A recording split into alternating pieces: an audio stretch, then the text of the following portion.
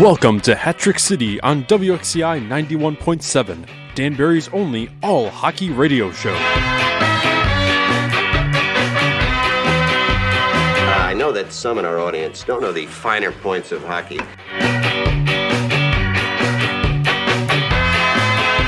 You want me to dummy you again? Hat tricks, baby! Woo-hoo! Ladies and gentlemen, welcome to Hat-Trick City. I'm your host, DJ Patty Cake, as always joined here by DJ Uncle Matt here in the studio. Got a few things we want to talk about today before we launch into a nice episode with two very special guests. Matt, how have you been? How's your August treating you? I've been doing pretty good, Pat. It feels like it's been a while since we've been in the studio, but alas, here we are, and we got another good episode in the works. I've been doing pretty good. My beer league hockey season has ended. We fought hard. We had a tough season.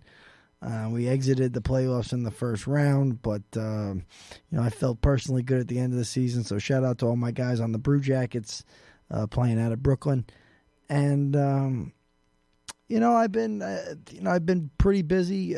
Still working on my book about Danbury hockey, and hopefully there'll be more about that by the end of the summer or the early fall. And it's been nice to kind of take a break from the constant schedule for me. I think, you and I especially, we're on the road with the team pretty much right down to the end of the season. We were at every game, and sometimes I was running by practice just to talk to some guys and catch up.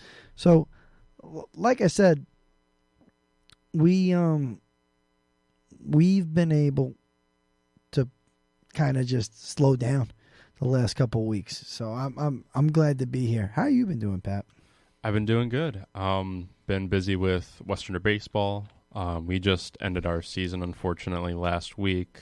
Got swept in the semifinal round against the top-seeded Newport Gulls. Both in pretty big blowout fashion. I mean, our last game was a 16-6 game. We allowed 10 runs in the top of the fourth, but that's behind us now. I mean, always fun working with those guys, and great group of interns too this year. So, I wish the best of luck to them in their college season this year. But yeah, I've been looking forward to the return of hockey in general. I mean, I just had my audition with Bridgeport Islanders to be their PA announcer. Awesome. I think it went well. I'll find out by the time this comes out whether I'll be moving on to the next round of auditioning. So we'll see how that goes. I think I did pretty well for myself, but either way, if I don't get that spot, I'll still be with Bridgeport, and I'll still be in Danbury as always. And speaking of Danbury, the second new team has unveiled their identity, that being within the Blue Ridge Bobcats out of Wytheville County, Virginia. I think you mean speaking of the FPHL. Well, yeah. Either way, though. Yeah, I don't know what to think about this logo. I mean, the moment I saw it, really wasn't too thrilled about it. Kind of looks a little... I don't want to go too hard. I want to let you go first, see if you got anything that might go with my beliefs. It looks like a version of Quinnipiac's logo that was left on the cutting room floor many years ago. I don't personally like it. Some people in hockey, I think that we...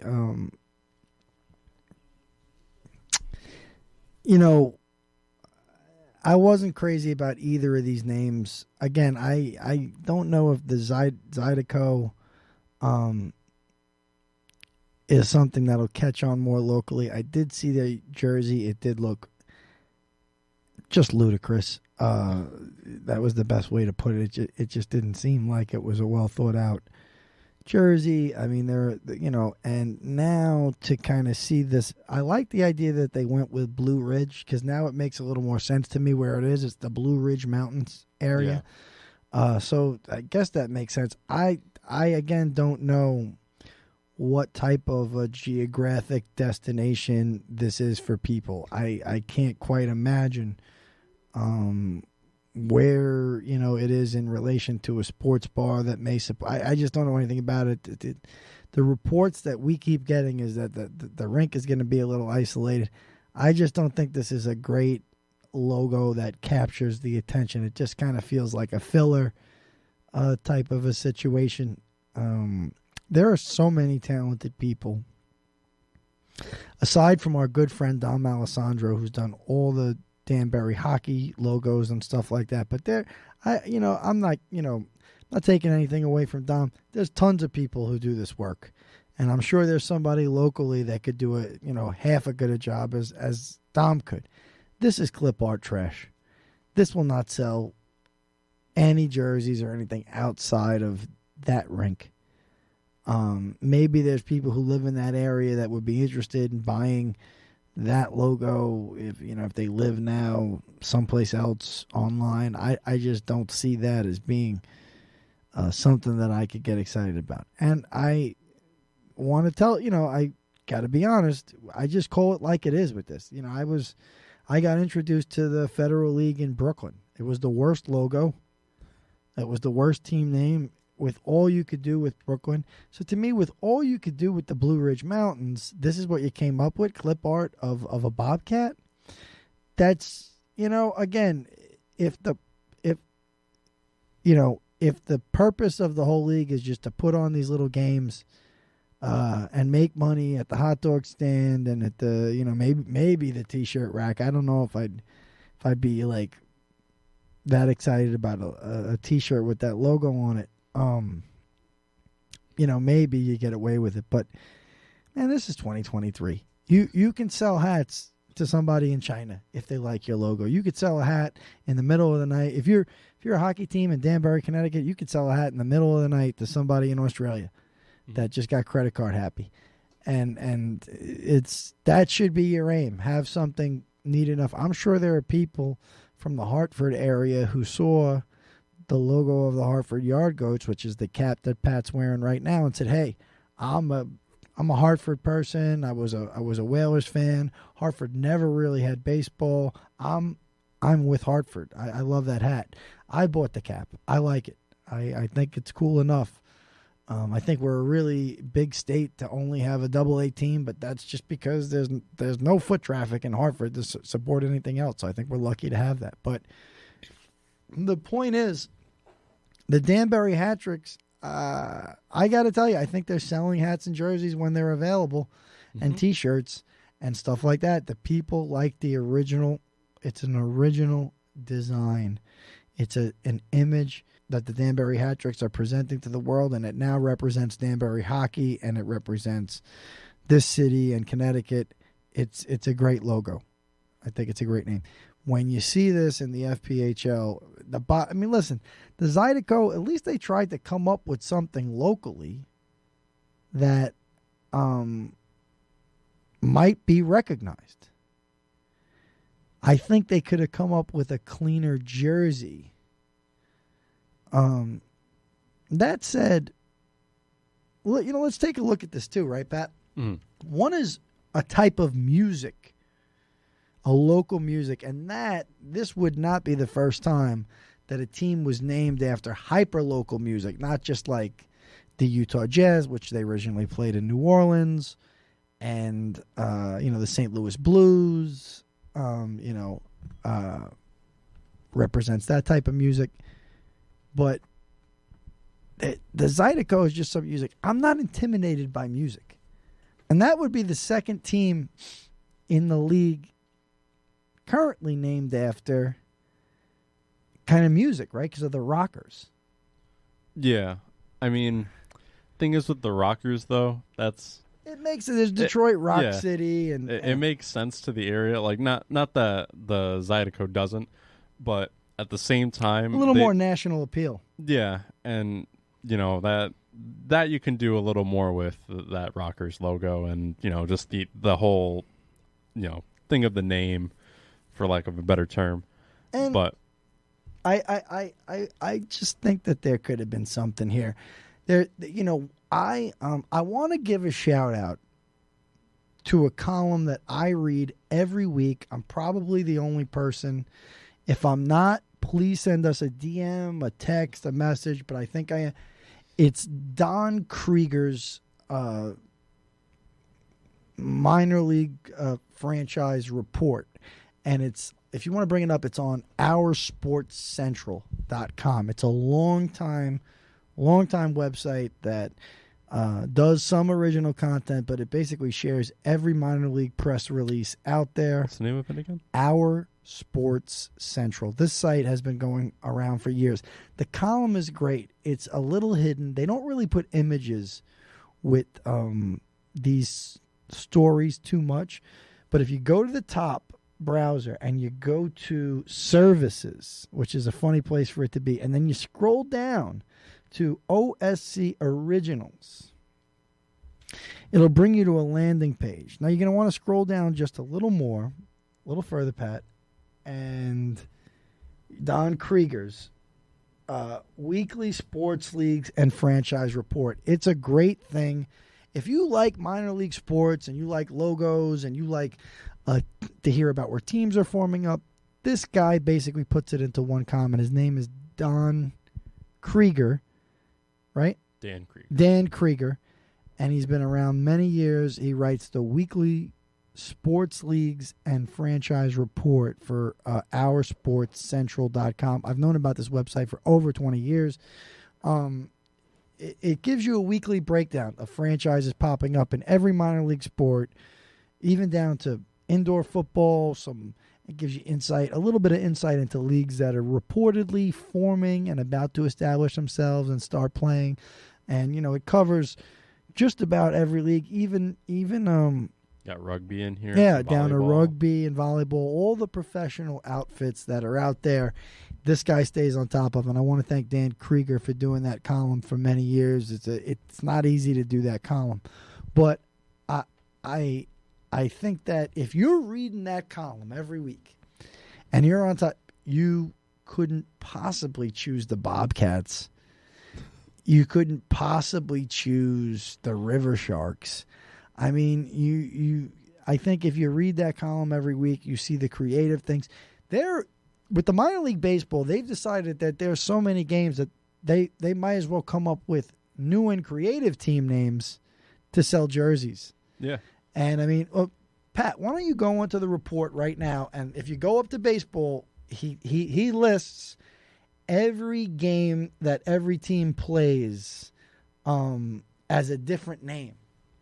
Oh, yeah, the alternate. Yeah, so read one of them, just for an example. Just try to give you an idea. Well, this past week up in Hartford, the Reading Fightin' Phils, which is the Phillies AA affiliate, they played as the Reading Hot Dogs against the Hartford Steamed Cheeseburgers, which has some local history to that name, which is pretty neat.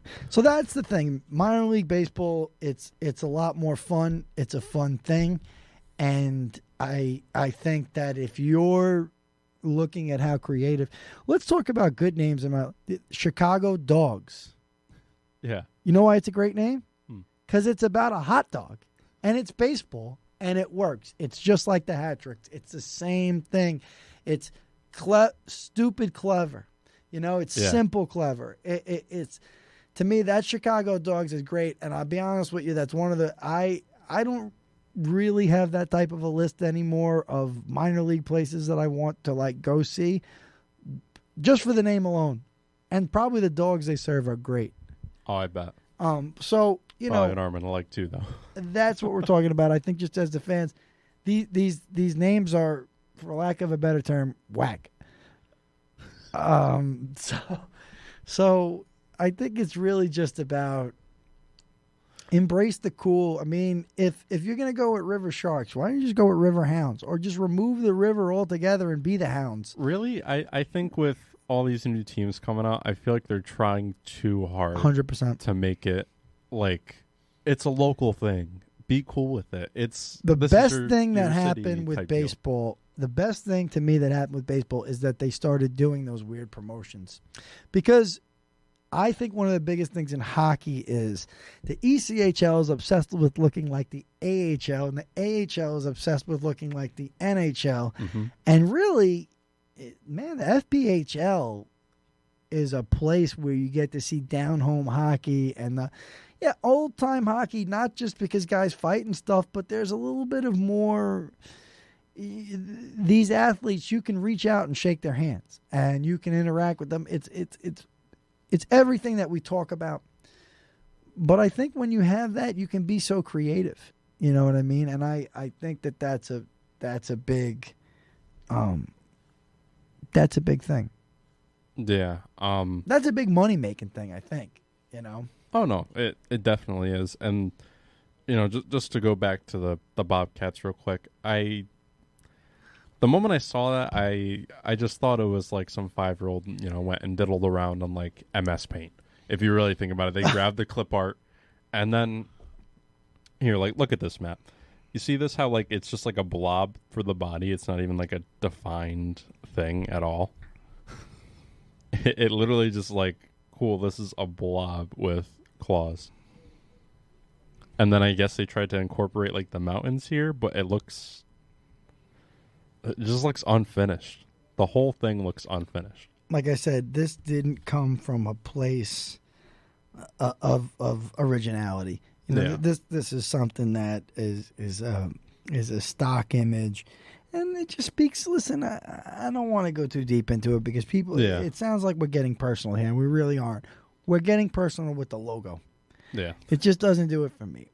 And there's teams in this league that I kind of love the logo. I think the Prowlers logo is kind of cool, like in a weird way. Yeah. I think Danville's logo was great.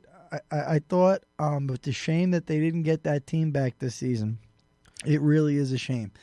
And I thought, I think the River Dragons is cool. I think the Seawolves coming back is, quite frankly, perfect. That's what people wanted.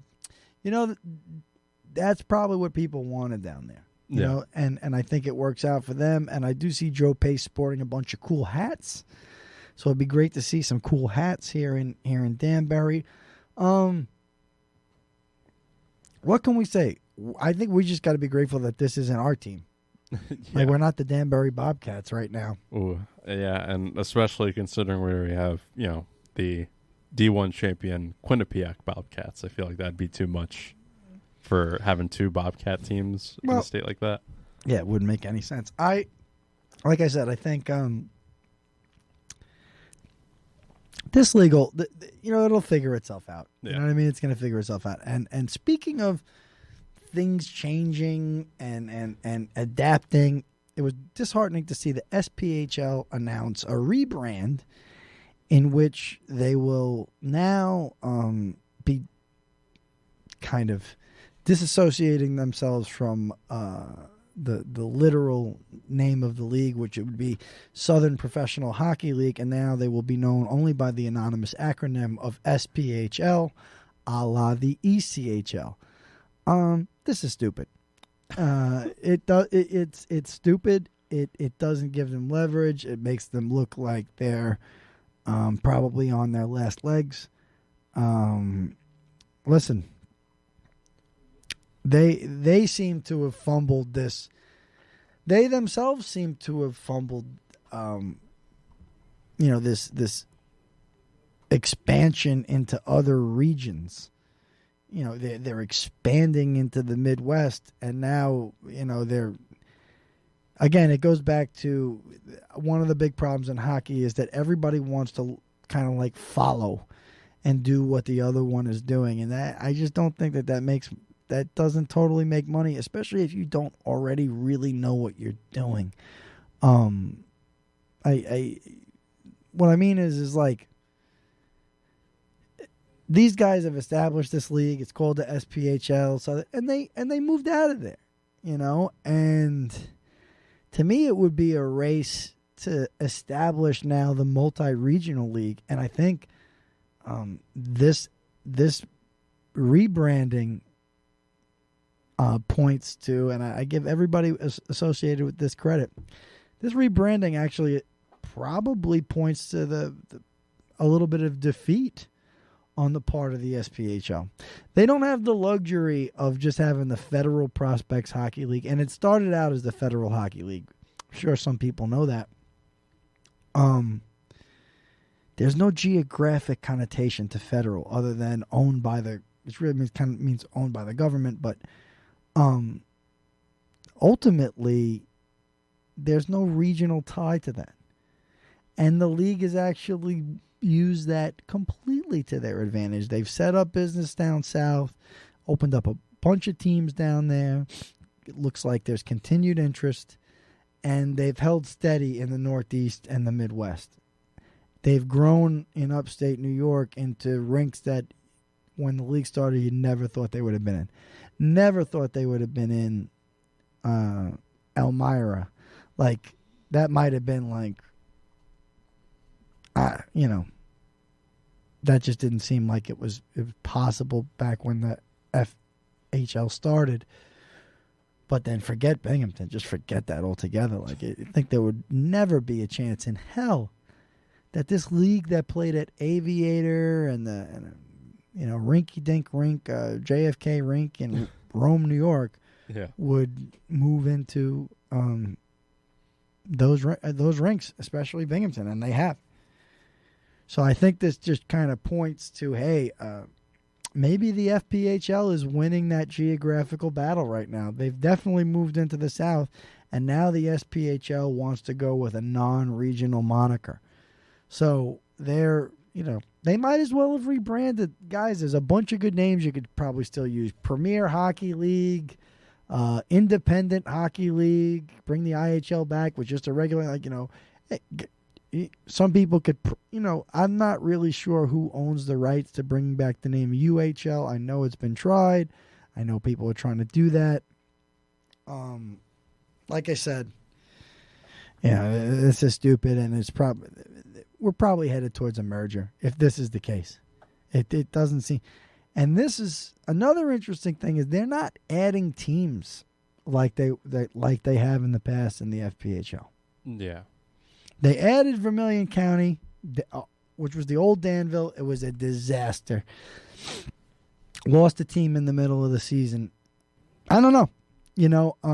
It doesn't seem like this is going to work out for the SPHL. And I know there's better players and all this stuff to consider, but I don't know. It looks bad.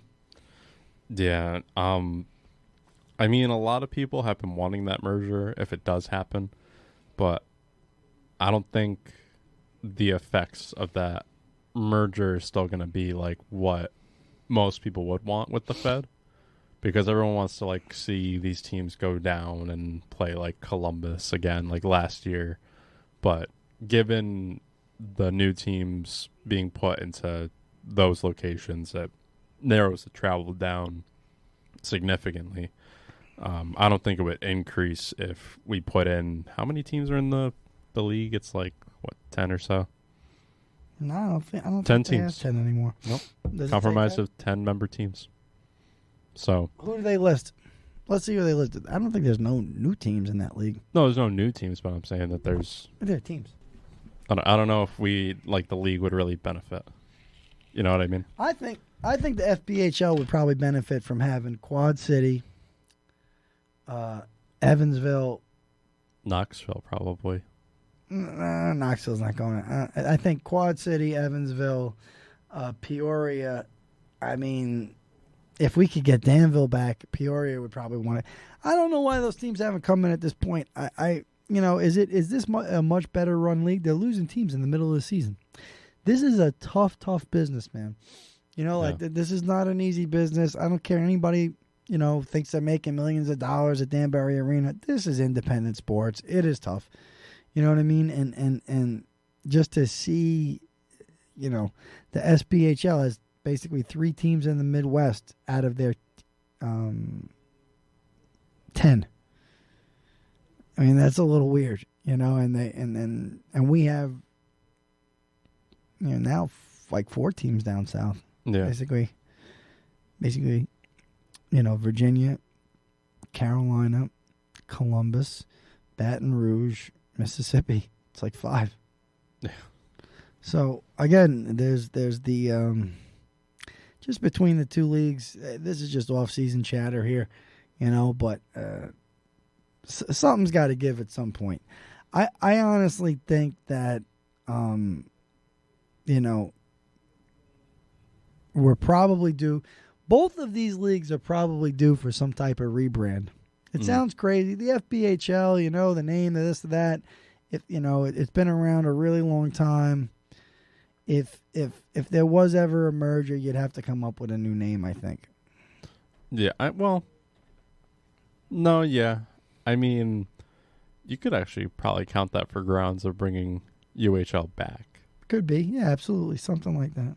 Considering, all of that. But I don't know. I mean, like you said, to echo you, I mean, I don't really think they're doing much. There was anything really to gain from rebranding from, the Southern Professional Hockey League to just the SPHL across all boards. Well, there is, and it's something. Well, there would have been call to rebrand the name altogether. This is what I was telling, I think, Billy and Voidy at one point. When you're you're a guy selling the team in Peoria, and you're a guy selling a team in Evansville. You go out there and say, we play in the Southern Professional Hockey League. How does that work? I mean, it almost sounds crazy, right? And then you're down south, and they say, so like your opponents, where are they from? They're from, they're from Peoria, and they're from Quad City, and they're from Evansville. And they say, hey, I really don't have any business out there to kind of crush from. I don't have a car dealership out there. You might find different businesses down south have a couple of branches in different, in different cities. They might not, see the value in something that's so spread out like that. Maybe they say, hey, it seems better to have it a little more compartmentalized. Now, if you're telling them it's a more national league, kind of like the UHL was, that's something different too. Sometimes it just kind of seems like it would be a weird thing to sell in Peoria to sponsors, that you're in the Southern Professional Hockey League or you're in Quad City. I mean, you're probably closer to Canada, yeah, than you are any Southern place. Yeah, I mean, I guess that's true from that kind of standpoint. But I mean, either way, I guess cool. They rebranded themselves, and now it's just literally that. There's no whatever. But in other Hat-Tricks news, we made a few signings over the off season, and I feel like we should talk about them before Billy comes on and gives his take on how and why he signed these guys. I mean, a few of them. The first two signings of the offseason were from the Delaware Dispersal Draft. We got Corey Allen, which fans might remember from that notorious night, as well as Denis Gafarov of the Delaware Thunder as well. Wow. So we have those two. We also signed, I believe this guy played in the KHL, if I'm not mistaken.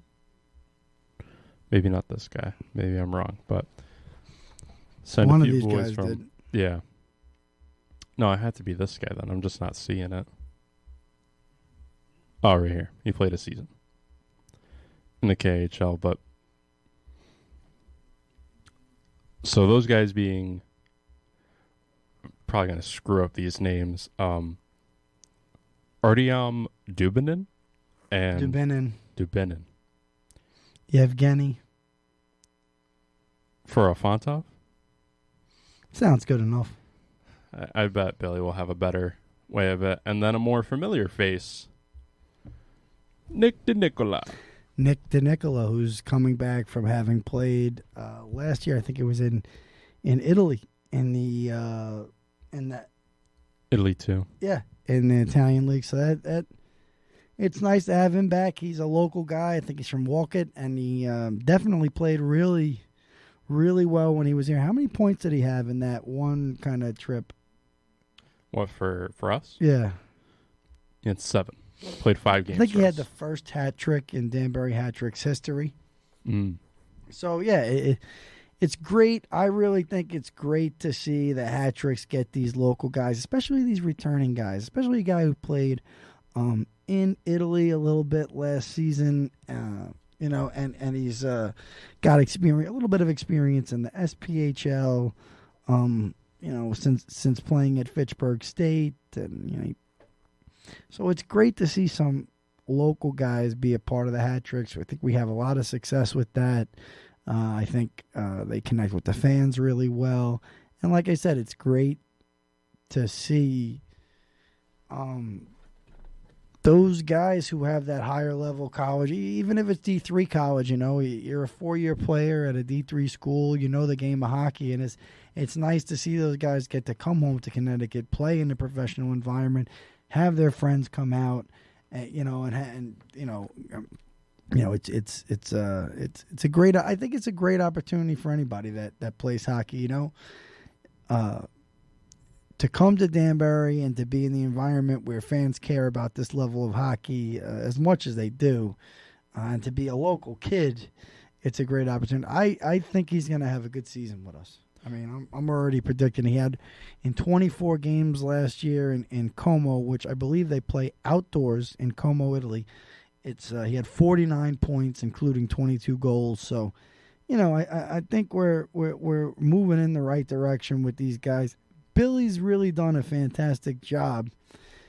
And I got to tell you something. SPHL, FPHL, ECHL, at the end of the day, there's only so many jobs, and it's really competitive, those ECHL jobs. Those are jobs that are sometimes going to NHL draft picks, to guys who played D1 hockey, to guys who are coming out of Canadian college, guys who played really high-level juniors. So there's only so many jobs. So there are talented guys playing in the FPHL, and some of them are from right here in Connecticut. So, again, it's always a great night out, and it's great to see the local guys. And, he's someone that we're hopefully going to have on within the coming weeks. I'm very excited to see what he brings to the table, considering, last year, as mentioned, what he did in Italy. And then, just being another returning face to Hat City. So, I mean, it's going to be interesting. And then, do we have a gauge on who's coming back? At least, for the season? I think we've definitely got Kyle Gonzalez coming back, who was named a player assistant coach. So hats off to Kyle Gonzalez. He's definitely one of our favorite players on the team. And, he's been on the show multiple times, a buddy of mine. And it's great to see him get the opportunity to do that. Kyle's one of the guys that really loves hockey. The thing about it is, dude, I can kind of relate to that, being from New York City. He's from California, kind of the LA area, and it's like, you really have to love hockey to kind of make something out of it, or to get as close to it, as a guy like Kyle has, who's played D3 college, and he's played in the SPHL, and he's now won a championship here with the Danbury Hat Tricks. So again, I can really kind of just relate to, taking a long journey to get to hockey. You know what I mean? I played a little hockey growing up, but just as a writer and reporter, I always kind of kept at it, and I was lucky to get myself in a lot of situations that I never thought I would. But it's great to see Kyle get that opportunity to now be one of the, have even more of a leadership role on the team. Yeah, and just seeing him grow and develop throughout the season too was amazing in and of itself. And he was also given the chance to be on the bench for a few of the junior games, which was nice to see, considering early on he had told me he wanted to go into coaching, and that was kind of what he wanted to do after his hangs up the skates. So I mean, kudos to him on getting that, and that's just huge for him, especially after a season like that, with just the leadership that he conveyed through that team. definitely happy to see him back. Also want to give a shout out to our boy Johnny Ruiz. Give him a congrats. Congratulations, Johnny. He's going to be a girl dad in February, so that's going to be pretty cool. Pretty cool to see a new hat trick coming into the family. Yeah. Yeah, and I think Ojic's coming back, but he's gonna not. I don't think he's gonna play towards. He's gonna play later in the season because I know he's gonna be sitting out with an injury. I was thinking about that on the way here. That guy was special. Like, you have to be like just so focused and in it to play with the injury that he had. Like, that's just then the stuff that he did with it too. Like, you would not have thought that he was injured in any way, shape, or form. What was it? It was a torn ACL, right? And he played on that for pretty much a whole season. I mean, it was really incredible to watch him at times. And, there were times when I was on the bench, when he came back to the bench in so much pain, just different situations and instances that came up. And, again, it's not easy to play through any injury. It's not easy to play in this league when you're healthy. So imagine how it is when you're fighting off an injury and you want to keep your job on the team. And I think that's a big issue too. Is how much these guys have to kind of endure. I like people who endure, and Toby endured a lot this season, and he's a champion because of it. Yeah, and then, we also have Amesbury coming back, who we'll be speaking to later in the show. He'll be fighting in Rough N Rowdy 22 next week on Friday out in Wheeling, West Virginia, at the same arena that the Wheeling Nailers play at. The Wheeling Nailers, the ECHL affiliate of the Pittsburgh Penguins. Yes, sir. I will be going down there to get some footage and kind of talk with Ames pre and post fight to kind of get that out there and then give it to you guys. So if you're not able to come, or if you didn't get to watch the pay-per-view, you'll probably see the clips of it afterward, because I imagine this fight isn't gonna last too long. I don't know. I mean, this guy, he's a kind of a scrawny looking dude. If you really go into it, let me see if I could pull up his opponent. It's like I think it's like the Polish something or another. Is his moniker? The Polish punching bag, cuz. That's what he's gonna be.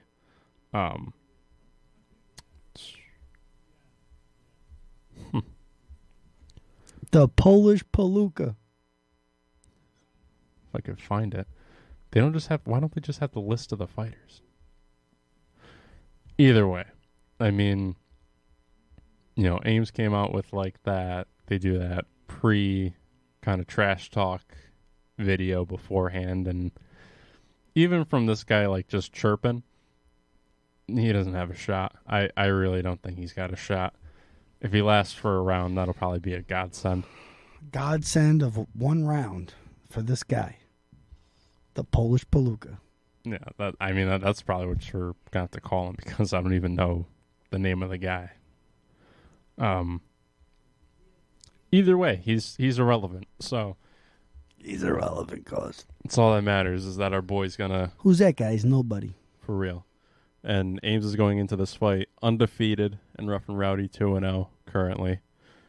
Taking down a guy in his first fight in 12 seconds. Yeah.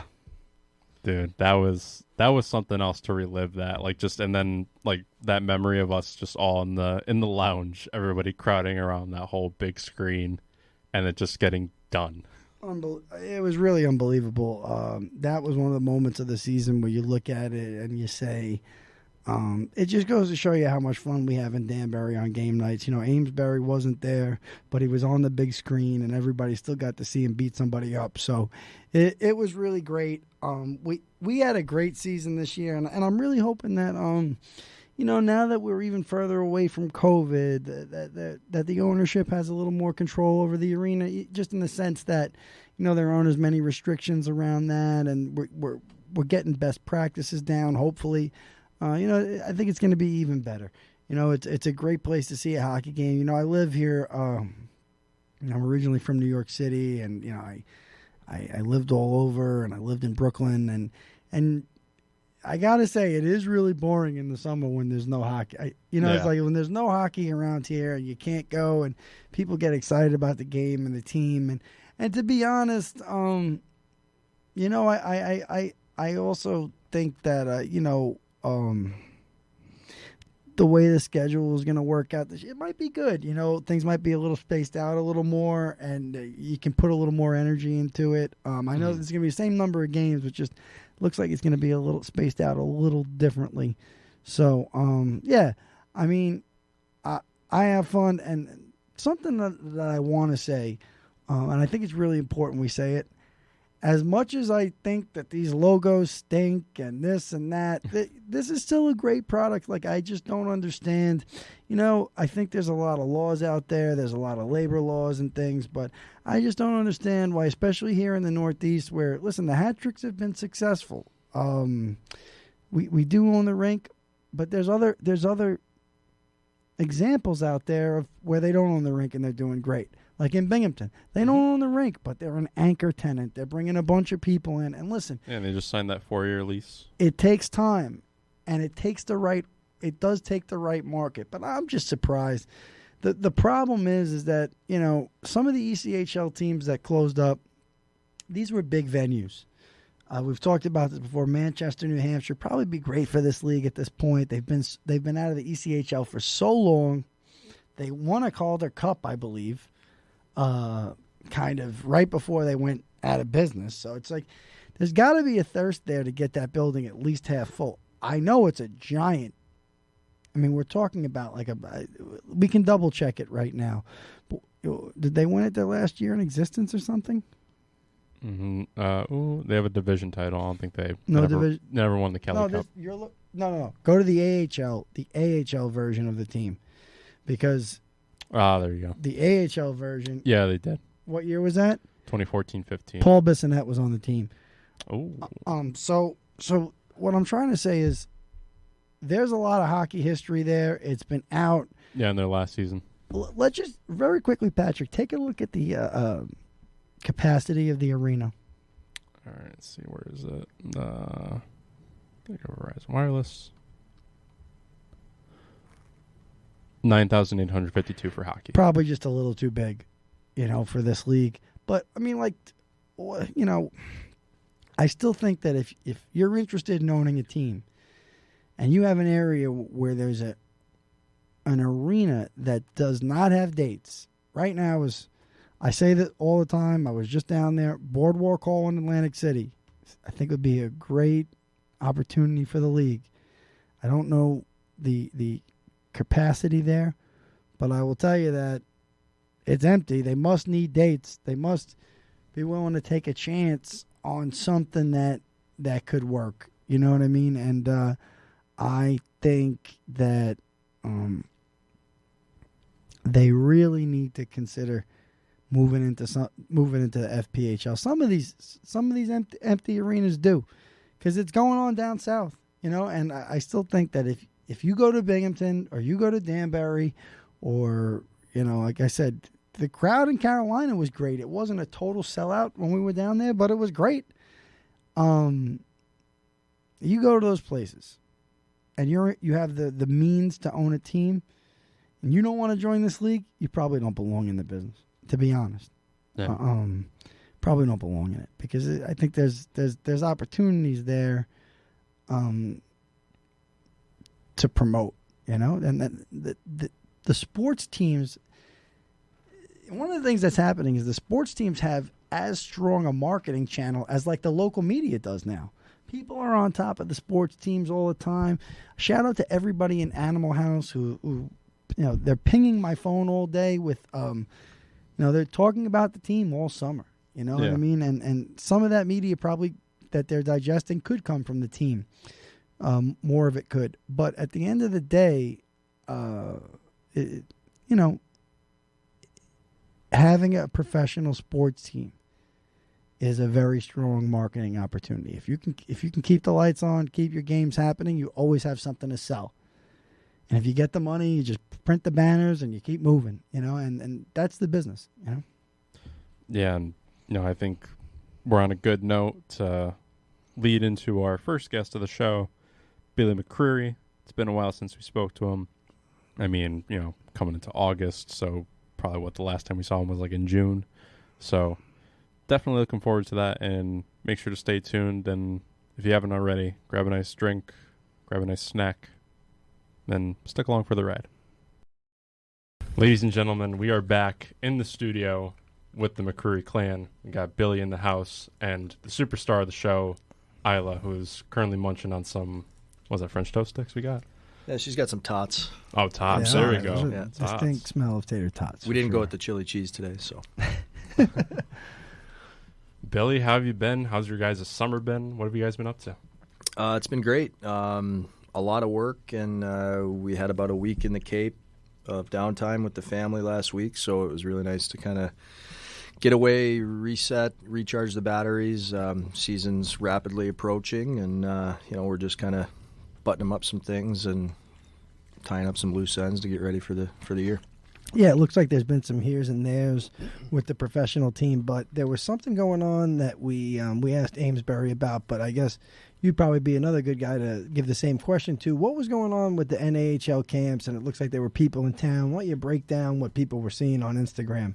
Yeah, so we had our main camp last week, or about 10 days ago, and it's really an opportunity for players to come in from all over the world, mainly North America, but we had some Europeans over here, and we had about 116 kids, and we split them up into 6 different teams, and we had a little tournament over at Danbury Ice Arena, and that's kind of what we use to assess the players that are trying out for our team, and we picked a select group of players to come to our training camp from that, and we'll dwindle down our training camp roster after camp, and get set with the team moving forward from there.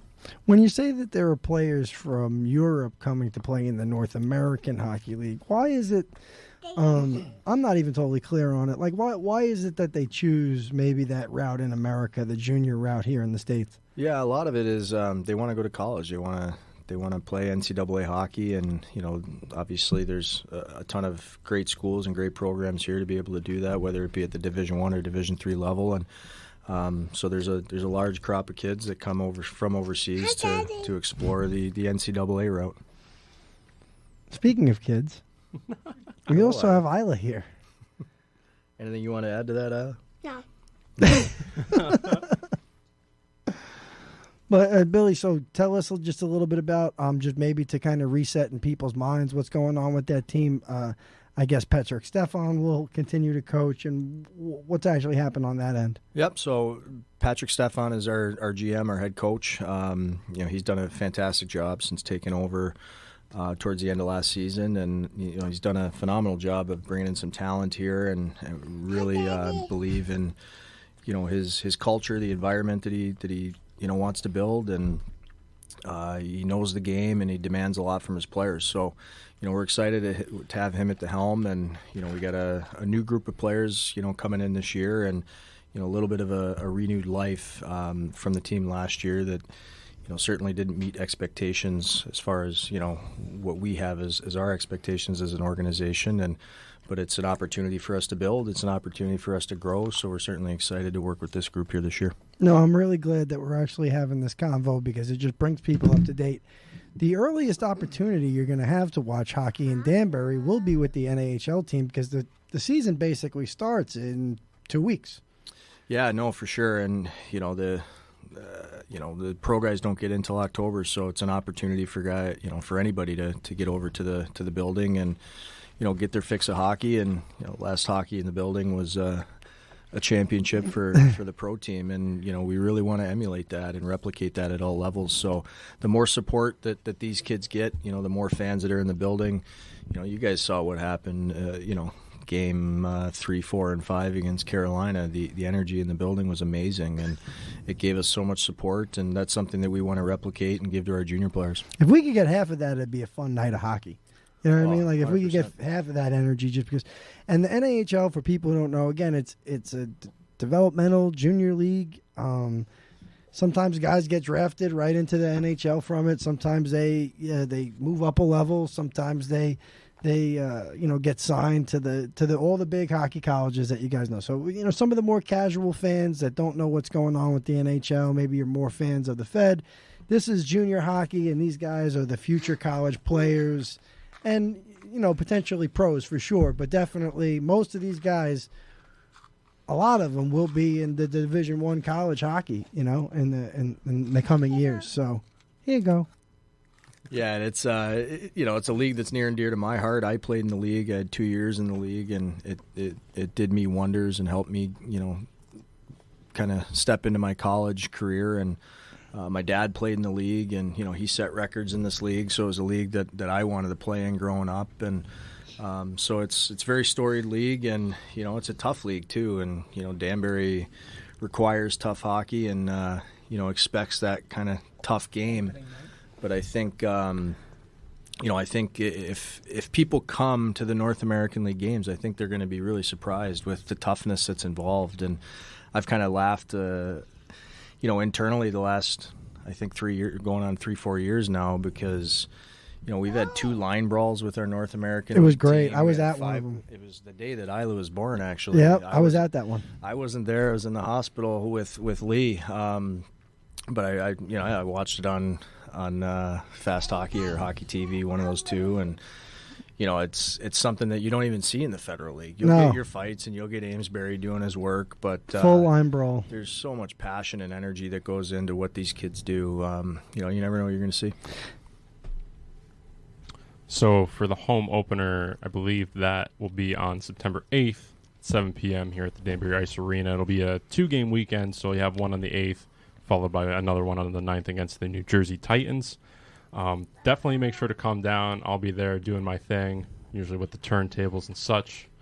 But I'm excited for another great season of this. I enjoyed doing it last year. This will be my 3rd year announcing for them, so definitely one to look forward to. And the games are still free to get into, right? Yep, free to get in.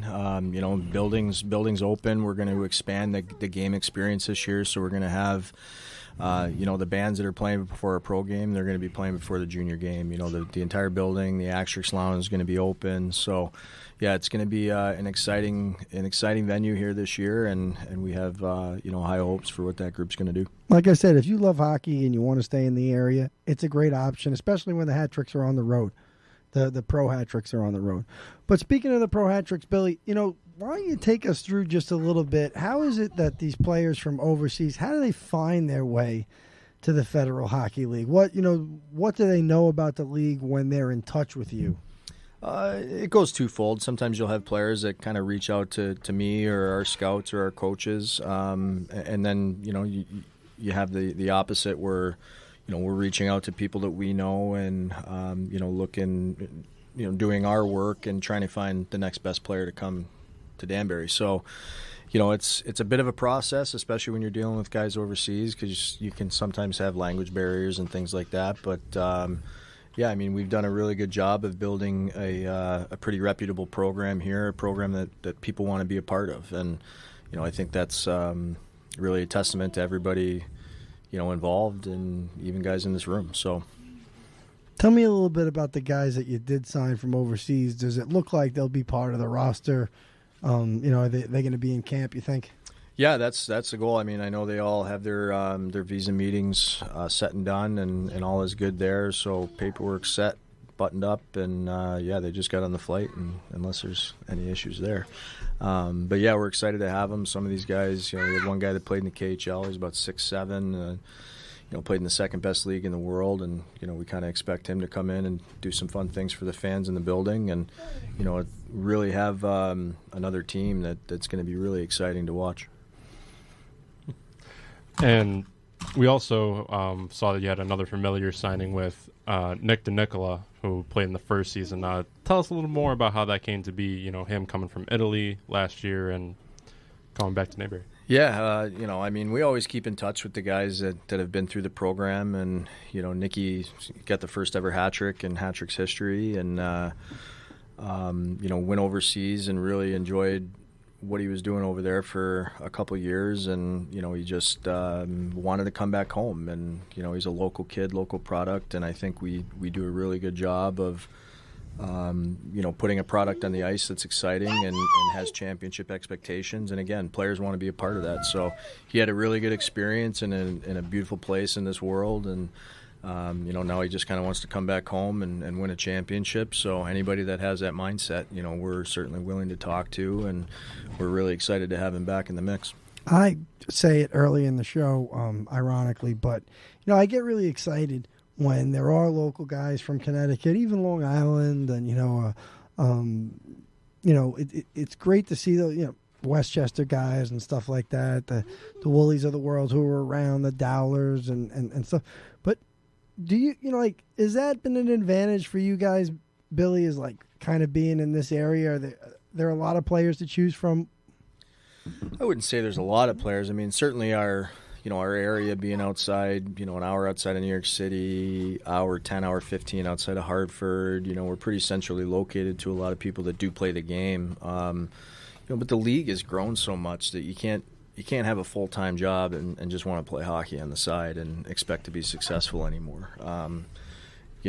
Depending on what your definition of success is. So, we are in a favorable area, and we do get the odd player that if we need some help here or there, there's a bunch of guys around that we could call that have played at a high level. But, again, the game has grown, the league has grown, and, you really have to put it in full time now. I think we've seen it for a long time, as long as New Jersey and Pennsylvania and really old New England doesn't have a team in the Fed, we have, we're the only option at that level for a bunch of states. Yeah, that's why you see, I know that there's fans when I played for the Jersey Outlaws. Some of those people still come up to Danbury and are watching our game. So it's pretty amazing. What is she doing? I think she's trying. I don't know. She's trying to be a part of the show. She always is. You want to get up and say hi? Yeah. No.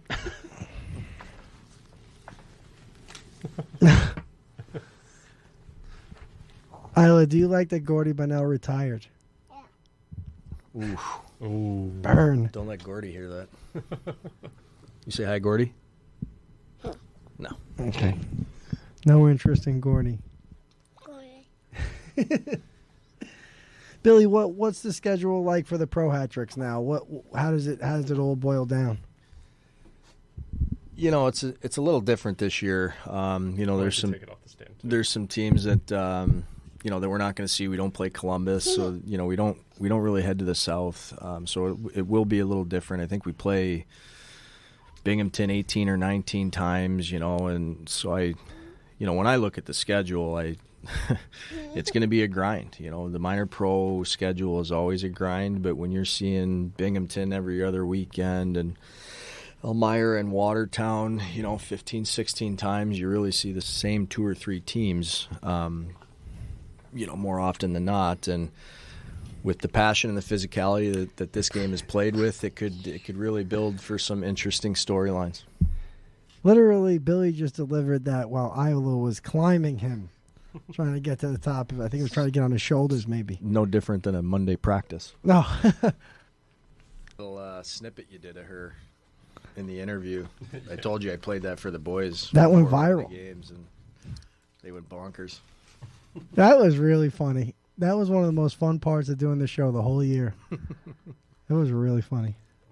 And when do the guys get in to start training and stuff? I know there were guys here. We talked to Ames about that, but what about when are you seeing the rookies and the younger guys come in? And is there a free agent camp this year? October 1. We'll probably be bringing a handful of guys a couple days before camp, just to see if there's anything there and give some guys an opportunity. But we've got a big camp this year, and it's bigger than normal, so we're really going to lean on those guys to come in and compete. They come in October 1st, and games like 6 days later, 7 days later, so it's a short window, and we got to get to work pretty quickly. Seems like the season's starting a little earlier, huh? It's a bit odd. I think it starts.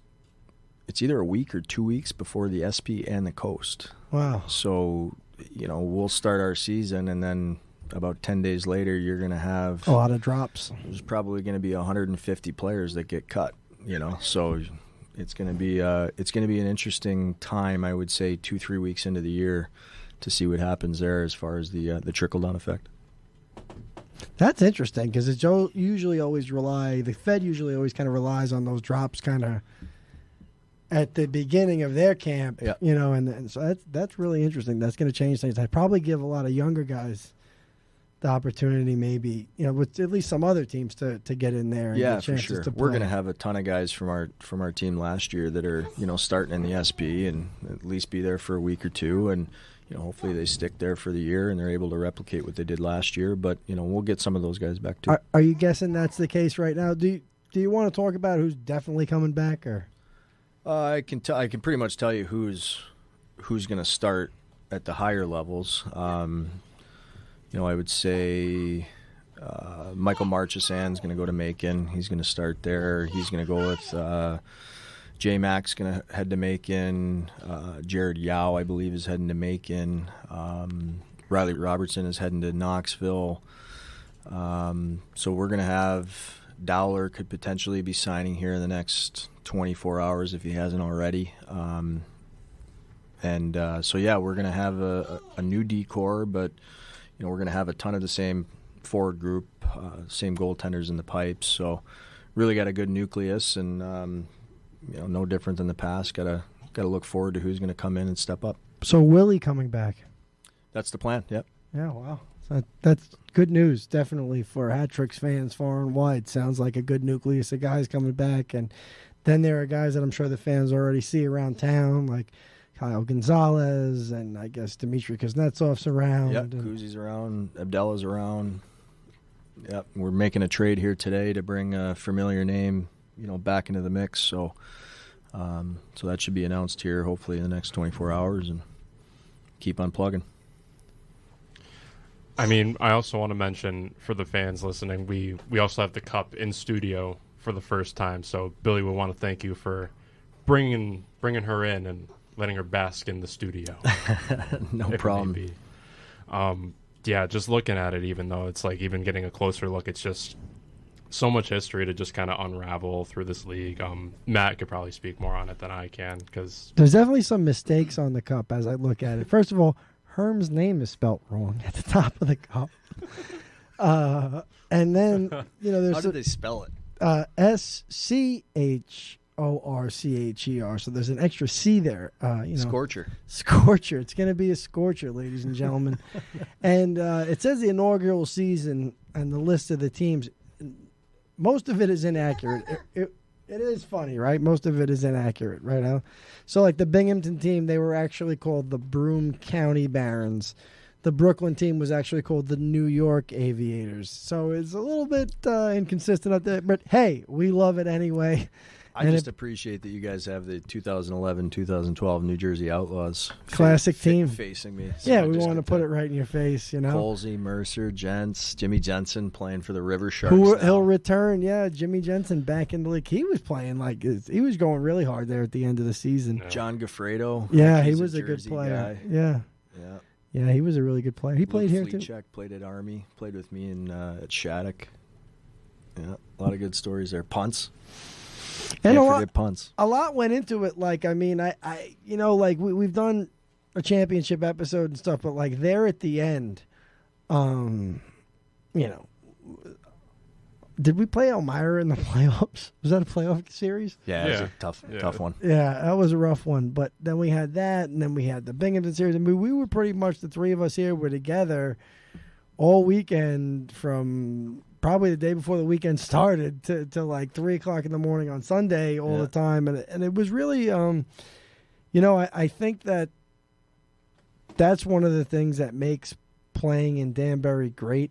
And I think being a fan of the team great is that the fans kind of actually have a really clear view of what the players deal with and how much goes into it. So it was an incredible run, tapped off by a real appreciation by the fans. But I'm looking forward to hockey again soon. I can tell you that. I'm kind of done with the Mets for sure. I'm kind of looking the same way with my Yankees, so definitely waiting for hockey to start up again. And so, Billy, thank you for coming in. Aila, thank you for being the superstar that you always are, even though you might not want to. She's a little shy tonight. I was going to say, maybe any parting words? She's sleepy. Oh, okay. All right. Well, thanks for letting us know. Look at that face. She's hamming. What's that? Okay. She's hamming it up. Hey, can you say hi to ZP? I wonder if ZP was impacted by anything that was going on. He out just there. texted me. He said he's on another island, so I wanted to check in with him, and he reached out, said hello, and said he's okay. Good. You say hi to ZP? No. Okay. I love your mismatched shoes. So cute. Fashion statement. She really is cool. Two different shoes. He's chilling. I love it. And the sticker tats, too. Yeah, I think those are a couple days old now. It's testament to the sticker, honestly. I wish she could write her name just a little bit. She's I getting know. there. I know. As soon as she does, we got to get Maybe it on in the a wall. couple weeks, you know what I mean? Yeah. We'll work on it. Aila, you ready for hockey season to start? Yeah. You want to get back on the ice? Yeah. Who are you most looking forward to seeing? Who do you want to see? Taylor. Taylor? Yeah. That makes sense. Oh, Messi. And Wesley? Yeah. And Jimmy. And Jamie? Yeah. Yeah. And Daniel. And Daniel? Yeah. Yeah. Always fun to see the Amesbury family at the rink, isn't it? And Dila.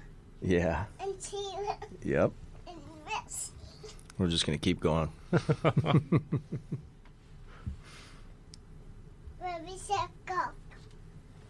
Oh, ready, set, go, she said. Yeah. I was going to say, she's ready to race. Surprised she hasn't given us the all done yet. All done. I'm all done. There it is. And there you have it, ladies and gentlemen. I'm not done. Yeah, I'm done. Okay, all done. All done. So you're moving my chair. Like, get up. Let's go. No headphones? No headphones? Up. She said up, no headphones. Then I take off. Take these off? Where do you want to go? Just pointed at the door. I guess we'll leave it on that note. On With that note, an eager Aila. Again, thank you guys for listening. Billy, thank you for coming in. we'll see you again soon. Can't wait. We're in the studio here at WXCI 91.7, streaming online at WXCI.org. We found Daniel Amesbury. He made it back from Disneyland. Disney World. Disney World, and he's here. He's here today. Daniel Amesbury, you are going to be on Rough N Rowdy next Friday night. It's great to have you in the studio. It's been a while. Tell us, was that like all predetermined? Were you going to Disney World like before even we knew we were in contention for the championship? Yeah, honestly. I was, creeping flights all year, and just kind of the one cheap trip came up, and I booked it, hoping that we would have won the week before, because I thought it was going to be a 3-game series.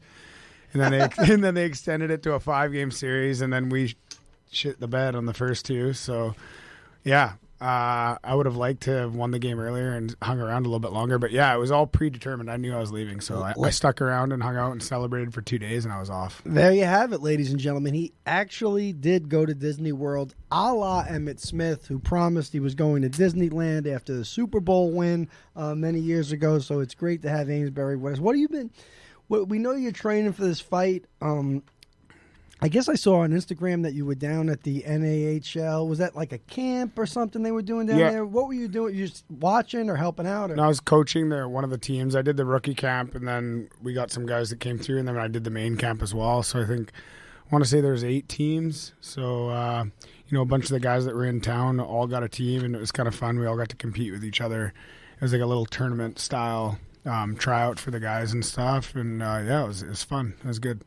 I know you didn't really have the biggest junior background in Canada, but I don't know how much you've seen of the NAHL. What do you think of the product and the talent and whatnot? It's good. I think it's a great league. I think, like it's a huge league. It's all over the place, right? So I actually almost went to play for Corpus Christi in the NA when I was, I want to say 19, but I didn't end up going. Probably should have. Probably would have been the best thing for my career, but I think it's a great league and it's growing, so it's good. And like I said, the talent is good. Like even the kids that were at camp that didn't make the team, there's lots of talent out there. So, what have you been doing? I guess you've been at champs. Kind of want to take people through your training a little bit.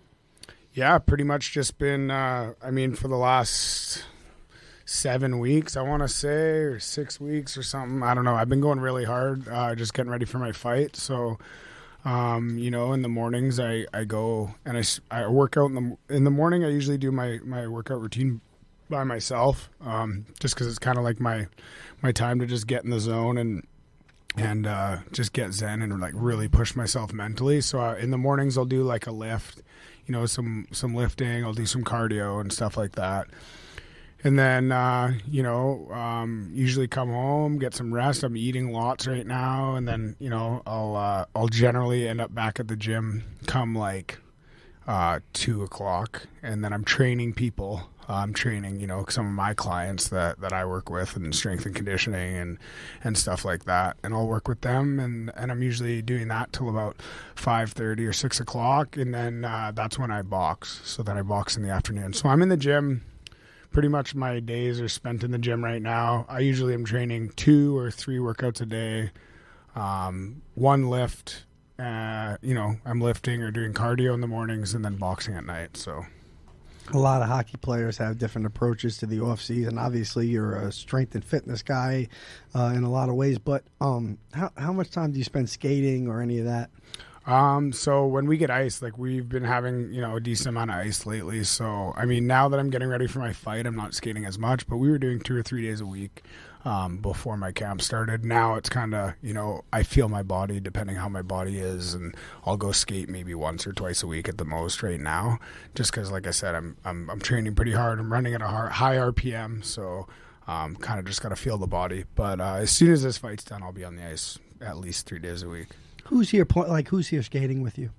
We got X, Gonzalez, Noseworthy's skating with us, Butler's skating with us. Who else? Lugo's been skating with us. People are in and out. Like Frankie was in town, and then some of the guys that I think Dowler's out of town right now, but he'll be back. So. We got all the local guys that are pretty much skating pretty regularly. But generally, like, the morning skates are, like, me, Gonzo, X, Lugo. Who am I forgetting? Am I forgetting anyone? I don't know. Probably. I'm not there. I couldn't tell you. Has Kuzi been around much? Kuzi, yeah. Well, I'm forgetting Kuzi. Yeah, Kuzi just went away to do some hockey camps to coach some people and stuff. So that's why I forgot Kuz. But yeah, that's generally our crew right now. And you're coaching kids too down at the rink. I see. Is it Jeff Kozo's son? Yeah, he's like 12 years old, so I've been doing lots of skating stuff with him and just trying to, sharpen the pencil for him. And I love working with kids. And then at the gym, like, honestly, like, I love working with people that are struggling with mental health or that just aren't really in shape, that haven't really worked out before. Like, I feel a lot of, like, gratitude working with people like that because I feel like I can get the most out of them. And they seem to, you can see their lives change, from just starting to work out. So that's really something that I like doing. Obviously, I like working with hockey players and stuff like that and kids, which is great. But, like, if I had to pick, I would work with probably young kids on the ice doing like my hockey stuff, and then I would like to train with get lots of people just like that are just struggling mentally and just can't figure what's going on and maybe want to give working out a shot. And those are the people that I like working with the most. So, tell us a little bit about what have you been up to with the family this summer? Yeah, we just, like I said, we went to Disney World. We've been doing a lot, like I said, I've been training a lot lately, but I try and balance it as much as I can. But, we spend lots of days. We go down to the baseball games sometimes. The, what are they called? Westerners. Westerners, yeah. Shout out to Westerners. We've been to a handful of Westerner games, which is just down the road. Great entertainment down there. We just got back from New Jersey. We were just at the beach down there, at Long Branch. Man, it's nice down there. So, you guys just go the four of you? Or? Yeah, we went down. Actually, my cousin, he's a pilot. He had a layover in Newark. So we went and had dinner with him on Sunday, and then we got a hotel on the beach that night, and then we just woke up and hit the beach. Was it Long Beach Island? Long Branch. Oh, you went to Long Branch. Yeah, which is nice down there. Hadn't been down that area. There's a boardwalk and stuff. Right? Yeah, and it looks like it's all brand new. Like it looks fairly new. It's nice. That area probably got hit hard by Hurricane Sandy, however many years ago. So it probably is fair. A lot of the boardwalks on the East Coast 11 years are fairly new. Rockaway's boardwalk in Queens got heavily rebuilt after that. So I bet you. It's nice though. Oh yeah, Jersey's. There are a lot of people down the Jersey Shore. I am going to the Jersey Shore again next weekend. I know a few other Hat-Tricks fans. It's a great place to go run. You know what I mean? In the summertime, stuff going on at night. Bring your hair gel. Yeah. But this is really the first time we've had him on the show since the championship, right? Like we just haven't had the chance to catch up. You know what I mean? Yeah, it's been quite the summer, and obviously that was an amazing experience to win the championship. And, I don't think a lot of people know, and I think it's fair to say on the podcast, Daniel Amesbury is responsible for the guys having all the tracksuits this year, and the Booster Club too. The Booster Club got together with Booster Club helped out. Yeah. So what? I don't know if we've talked about this before, but what was like kind of your thinking there?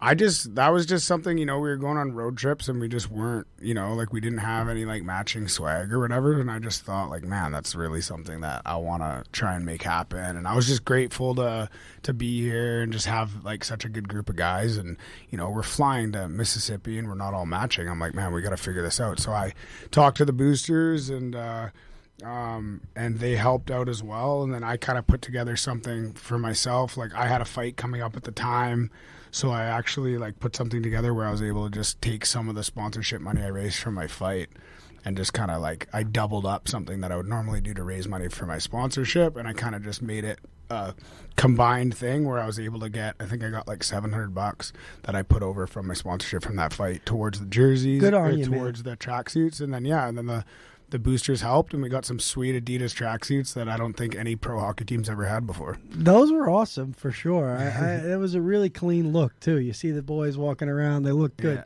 Yeah.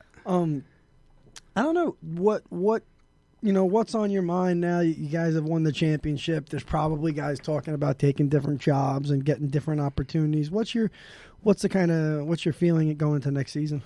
Yeah, I just want to do it again, obviously, and I think we got to raise the standard a little bit just in the dressing room and off the ice and everything. I think we just need to step up in every way this year, and myself included. I want to be a bit more of a leader this year. There was times where I could have been better last year. I got suspended a few times, which I don't really want that to be happening. I can be better than that. So I think, like, really for myself, like my personal goals is to just be a better leader in the room, be a better leader off the ice, and try and just, lead from the front, lead by example. I'm going to be in the gym all year. I'm going to make sure I'm in shape, and hopefully the younger guys can see that and they want to do the same. And I just kind of want to hold a high standard in the dressing room this year because I want to do this again. And it's easy, climbing the hill is easy, as they say, but staying on the top of the hill is much harder because, the motivation generally isn't as good when you're already on the top of the hill. It's kind of, it's easy to be at the top of the hill, working your way up, or it's hard to be at the top of the hill. It's easy to work your way up though. So we just got to work extra hard this year and try and raise our standard in every way. I think we're going to try and step our game up as an organization. So I think that's the plan this year. Yeah, and as you mentioned at the top of the show, next week on Friday you'll be in Rough N Rowdy 22. Tell us about, this opponent that you got. I mean, we called him irrelevant at the top of the show, but I know you might have some insight about him for the fans. Yeah, Hunter Markovic, I don't know. The Polish Hammer's his nickname. I don't know. I'm like I say, I'm just treating him like any other opponent. Like I don't really care too much about what he can do. I know he's 6'7". I know he's got a big right hand that he likes to throw, and that's pretty much it. I don't really care about much else. He's won a couple tough mans, but I mean, I know that the guys I'm sparring and the guys that I'm training with in camp are levels and levels above him. So that's kind of been my mentality this whole camp is like prepare as if I'm fighting a 20-0 pro boxer. And that's what I'm doing. I'm preparing for that. So if he doesn't come in as good as a 20-1 or 20-0 pro boxer, then he's going to be in trouble.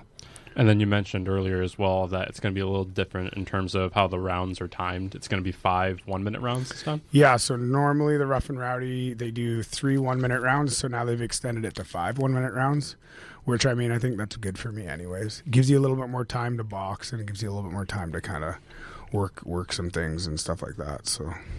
Yeah, and then this year it's only 5 fights total, right, including yours? Or is it more? Because I've read the thing, it was only like 5 cards, and then there's other stuff. Oh, no, they'll usually have like 15 to 20 fights on the Rough N Rowdies, yeah, so...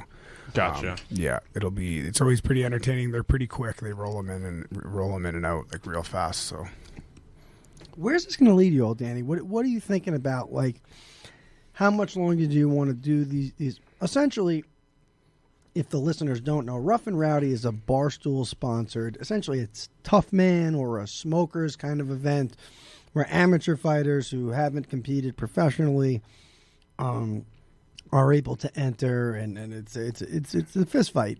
But what's the ultimate goal for you? Would you like to try MMA someday, or boxing after hockey, or on the side from it? Yeah, so like, I mean, we're working towards, like, I kind of feel like I have a long-term plan that I'm working towards. At some point I'm definitely going to get some pro boxing under my belt. Probably going to do some bare knuckle at some point. That's kind of like a bucket list thing that I want to do. So I went to the bare knuckle tryout. Actually, I was in Miami a few weeks ago. I went to a BKFC tryout, which BKFC, if you don't know, it's Bare Knuckle Fighting Championship. It's like the fastest growing pro fighting organization right now. All the guys are leaving UFC to go bare knuckle right now. They're paying way better. They're taking care of their fighters. And they fight 5 2-minute rounds. It's super entertaining. It's a little safer for your brain than boxing and MMA, just because you don't have a extra 10 ounces on your fist to add to your weight of your punch and stuff like that, as well as you got to be a little more careful with your punches because you'll break your hand. So people aren't really throwing big giant looping haymakers, so they say it's better for concussions and stuff like that. That's why they actually just got nationally sanctioned the other day, which is huge for the sport. That's very interesting. Yeah. So, but yeah, eventually probably bare knuckle. Like, I have some big plans, and I think like I'm gonna ride the Rough N Rowdy and the Barstool train here and try and build myself up and kind of see where it goes. Like, I'm in no rush to leave to leave Barstool. Like, Barstool's a great platform for me. They were just in town actually. They just sent a crew up to Danbury and followed me around for the day a couple weeks ago. So what kind of happened at there was the tryout for you've had to fight guys there? Yeah, so bare knuckle, the tryout was actually, they just basically, it's the same as like a hockey tryout. They just, you're shadow boxing, you're hitting bags, and you're sparring and all that stuff, and then they kind of just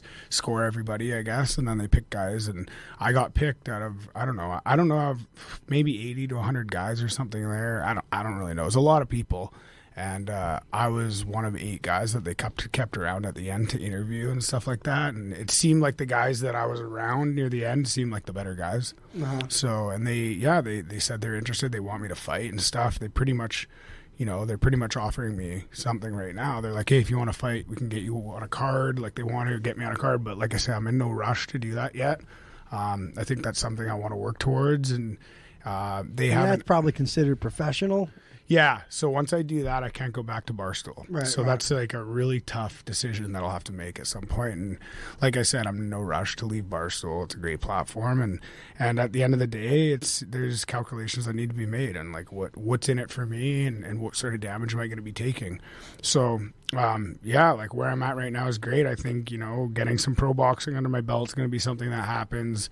Bare knuckle's definitely going to happen at some point. And yeah, those are 2 things for sure. And then, hopefully at the end of the day, my goal is really to just build my platform along the way and just see where it goes. I think the sky's the limit these days in the fight game. Just to set it up real quick. So you're going to be leaving from here, Danbury, to go to Wheeling, West Virginia.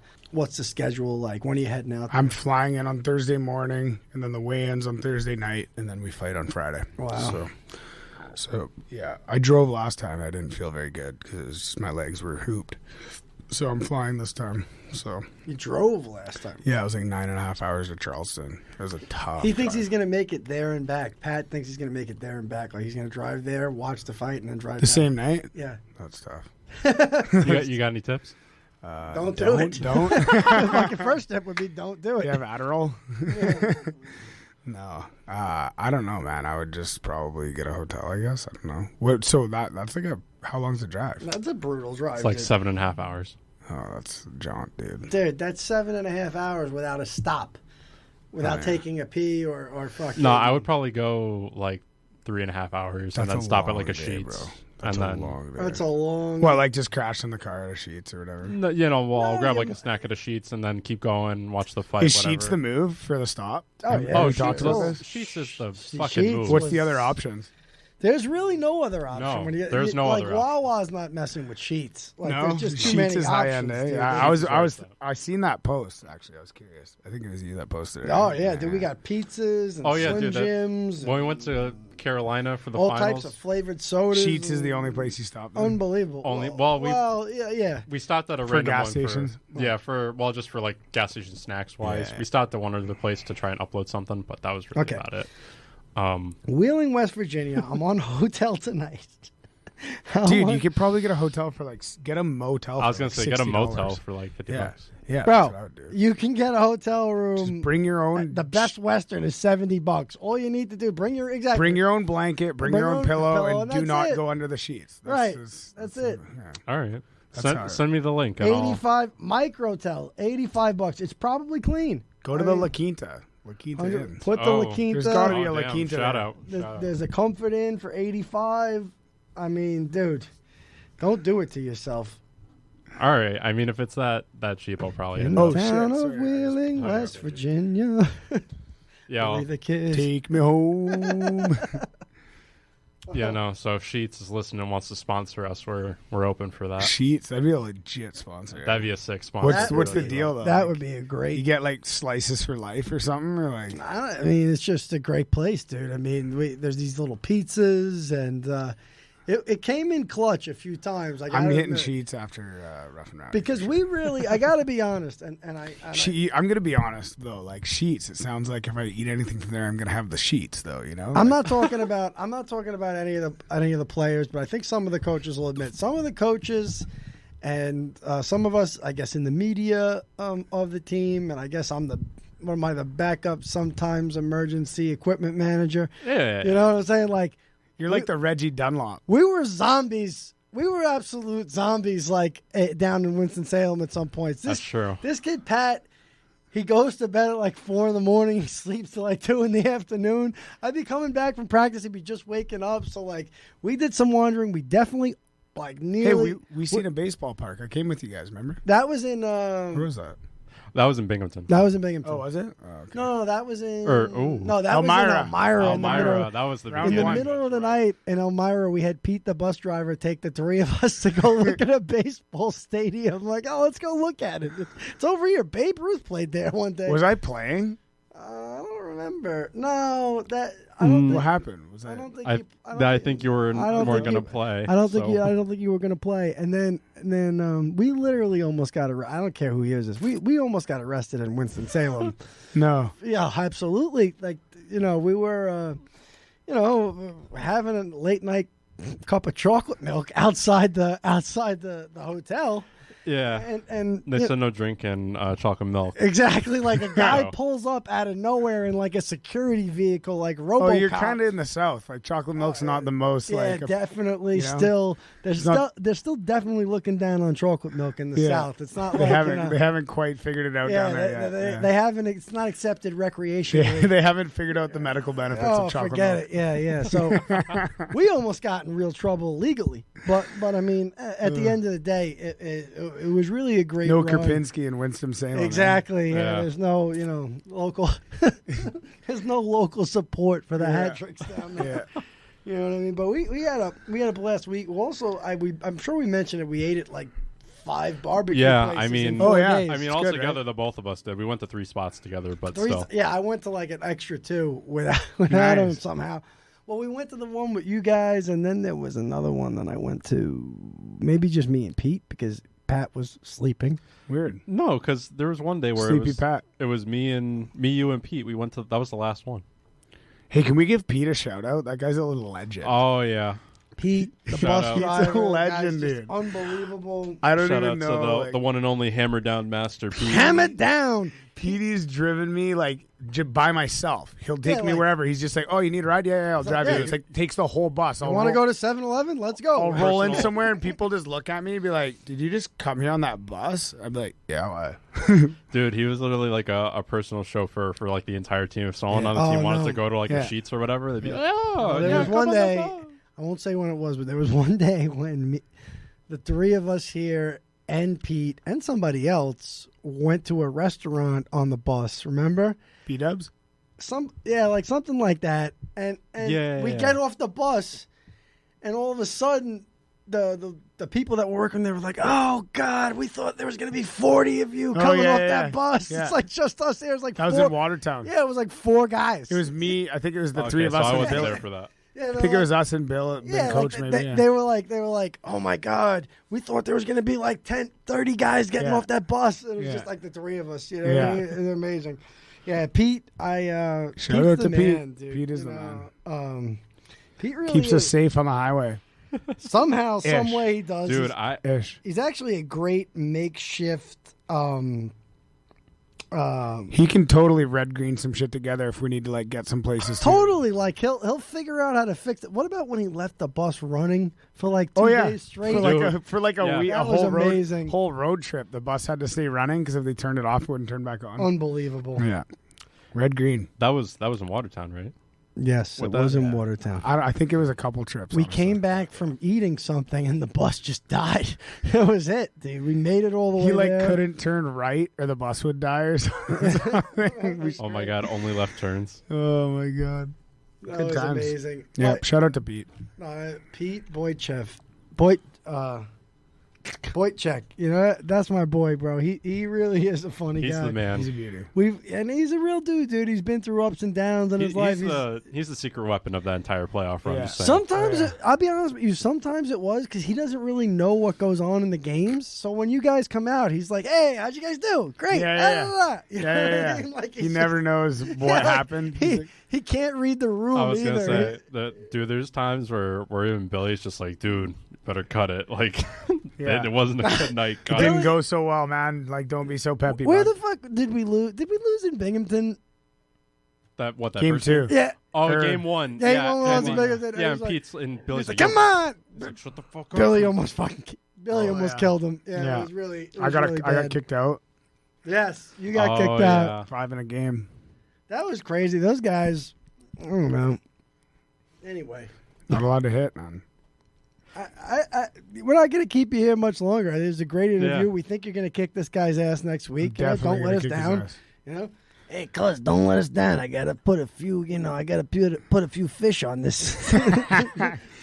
You gotta get some odds, man. Exactly, dude. Yeah. No, man, it's gonna be good. I'm excited, and like I said, I've been training my ass off. So I know that nobody at this promotion is training like I'm training. I don't think there's many people out there training like I'm training in general. Like I'm busting my ass. So. Yeah, exactly. And that's why we know you'll probably get him in at least 2.5 rounds. Yeah. That's what I'm taking. The I'm taking uni- the under on 2.5. Under on 2.5. I don't know. We'll see if I feel like playing with them or not, but I might just get it over with and I think he's going to drop him early. get straight to the celebration. I think there's a couple of the boys are coming too. Oh, I really? think J-Mac's coming. Yeah. Heard Murchison's coming. Oh, there you go. Yao maybe. I don't know. I heard a few of the Yeah, guys are yeah. coming. Ojic too. Probably not OG, too, yeah. Hopefully OG makes it. probably not too far from J-Mac, right? Yeah, was gonna say, J-Mac's 'cause like he's right there. Pittsburgh. Yeah. Yeah. Yeah. Kuzi then- might be coming too. Oh, him I and don't know. Luke. We'll see. So, but yeah, I'm looking forward to being there. It's gonna be a fun experience. Dude, so you haven't been obviously to one of these before, Rough N Rowdy? No, I've Oh. only watched them from the arena. They're high-end events. Like the live show, it's just like a giant party, man. Like I'm hyped. These guys know what they're doing. You know Oh, what I mean? yeah. And they Yeah. and there was their following is like such a fun demographic too. It's like, you know what I mean? Like and there was a big call for that in the 90s, 80s and 90s mostly. The 2000s it got a little diluted, early 2000s, but there was always a big call for that tough man thing. If guys want to do it, they're gonna. Here's my thinking about it. If guys are gonna do this. I mean, you guys have YouTube. If you look up, You might as well sanction it. You know. that's what I'm saying. Like here's what I'm saying. It's in my eyes, it's the lesser of an evil, because if you really know mixed martial arts, you really know fight sports, go on YouTube. These guys have been having private fights in dojos and basements, backyard boxing. exactly, for years. You might as well clean it up. If there's somehow a few dollars to be made, make it, and at least you have some sanctioning in it. At least you have a doctor there. At least you have, totally. It's way safer, for right? You know what I mean? Like again, people were trying to ban different things over the years. I think it's more about doing it as safe as you possibly can, because it's going to happen anyway. Yeah, exactly. I mean, in our nature. If you literally look at YouTube, there's like full-length private MMA matches Bare knuckle and shit, that too. happen in like closed karate schools at night and shit. Yeah, like Kimbo Slice shit. yeah, exactly. And that's. But anyway, I think we're good here, Danny. Thanks for coming in. We always wish you the best. Can't wait to see you skate again, buddy. Fellas, appreciate you guys. We'll catch up with you later. Will do. Take it easy, bud.